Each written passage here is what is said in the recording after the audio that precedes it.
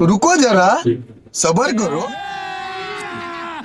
मोदी सरकार ने अपना एक और वादा पूरा करते हुए वक्फ बोर्ड के पर कतरने के लिए वक्फ संशोधन विधेयक पेश कर दिया है। विधेयक पेश होते ही देश के आधे मुस्लिम खुशियां मना रहे हैं तो आधे प्रदर्शन की धमकी दे रहे हैं। आपको बता दें कि दुनिया में सबसे ज्यादा वक्फ संपत्तियां भारत में हैं, मगर सरकार ने वक्फ बोर्ड के पर कतरने शुरू कर दिए हैं। इस वीडियो में आपको बताएंगे कि नया वक्फ कानून बनने के बाद 5 कौन से बड़े बदलाव होने जा रहे हैं और कैसे वक्फ बोर्ड पर नकेल कस दी गई है। सबसे पहले सबसे बड़ा बदलाव देखिए। पुराने वक्फ कानून की धारा 40 सबसे खतरनाक थी। इसके तहत वक्फ बोर्ड किसी भी संपत्ति को, फिर चाहे वो प्राइवेट हो, किसी ट्रस्ट की हो, मठ हो या फिर मंदिर ही क्यों ना हो, वक्फ उसे अपनी संपत्ति घोषित कर सकता था। वक्फ बोर्ड का फैसला अंतिम फैसला माना जाता था। वक्फ बोर्ड के फैसले के खिलाफ किसी कोर्ट में अपील नहीं की जा सकती थी, मगर अब ऐसा नहीं होगा। अब अगर वक्फ बोर्ड किसी संपत्ति पर दावा करता है तो पहले जांच की जाएगी। अगर वक्फ बोर्ड सबूत नहीं दे पाया तो उसका दावा खारिज कर दिया जाएगा।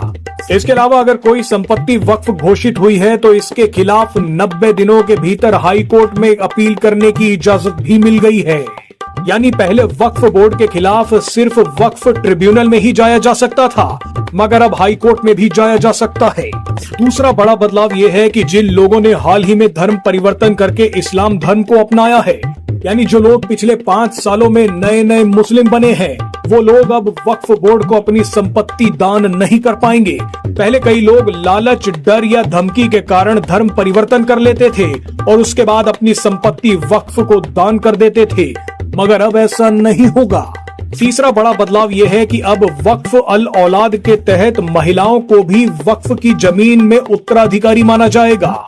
इसका मतलब यह है कि जिस परिवार ने अपनी जमीन वक्फ अल औलाद में दान दे दी है, उस जमीन से होने वाली आमदनी सिर्फ उन परिवारों के पुरुषों को ही नहीं मिलेगी, बल्कि इस आमदनी में अब महिलाओं का भी हिस्सा होगा।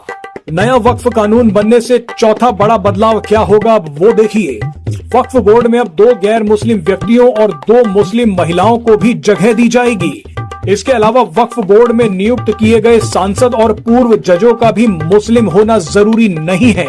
यानी वक्फ बोर्ड को सेक्युलर बनाया जा रहा है। सेक्युलर होने की ठेकेदारी अब सिर्फ हिंदुओं की नहीं है, वक्फ बोर्ड को भी अब सेक्युलर बनना होगा। राज्यों के वक्फ बोर्ड में भी अब 2 मुस्लिम महिलाएं और 2 गैर मुस्लिम सदस्य जरूर रखने होंगे। शिया, सुन्नी और पिछड़े मुसलमानों से भी एक सदस्य को इनमें रखना अनिवार्य होगा। यानी वक्फ बोर्ड में अब बोहरा और आगा खानी समुदाय से भी एक सदस्य होगा।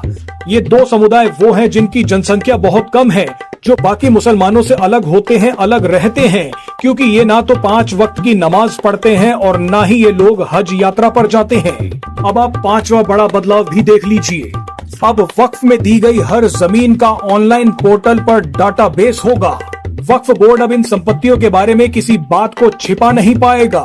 किसी जमीन को किस व्यक्ति ने दान में दिया है, वो जमीन उसके पास कहां से आई, वक्फ बोर्ड को उससे कितने पैसों की आमदनी होती है, उस संपत्ति की देख रेख करने वाले मुतवल्ली को कितनी तनख्वाह मिलती है, ये सारी जानकारियां ऑनलाइन पोर्टल पर उपलब्ध करानी होंगी। इससे वक्फ बोर्ड के काम करने के तरीकों में पारदर्शिता आएगी।